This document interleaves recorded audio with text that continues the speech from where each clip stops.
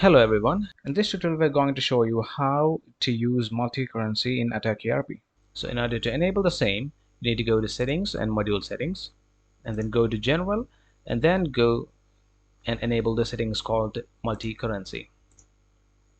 Once you're done with that, you can go to administration and you can change the currency settings. By doing that, you need to make sure which currency you have chosen in your company settings. So the currency appearing over here will be based on the currency of this particular country which you have selected right here. So if it is Saudi Arabia, the currency will be Riyal and the fractional unit will be Halala. And the same goes for any other country. The respective currency will be shown in the currency column over there. And now that we have chosen our source currency, now we can choose our we can go to the currency settings and choose our destination currencies.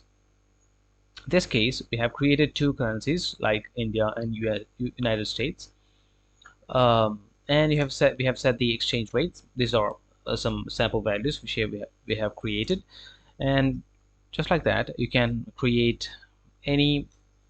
You can choose any destination currency, and you can set the exchange rate for the same. And then just click OK. And when you go to the invoice, there will be a currency option over here, and by default will be your home currency. You need to change it to some other currency, just like that, just like INR or something, and the exchange rate will be by default the rate which we entered in the currency settings. And you can either go ahead with the same, or if you want to change it, then you can change the same from here, and also the rate and everything will be based on this particular currency right now. Just like that, even if you have not added any currency in your currency settings, you can still select the particular currency and then just enter the exchange rate directly from the sales or purchase transactions itself. And also, if you want to preview your reports based on the different currencies which you have added, then you can go to any reports like the transaction based reports like ledger reports or anything else, and there will be a currency over here. You can specify which currency you want to preview the report based on. You can choose company currency or also the transaction currency as well.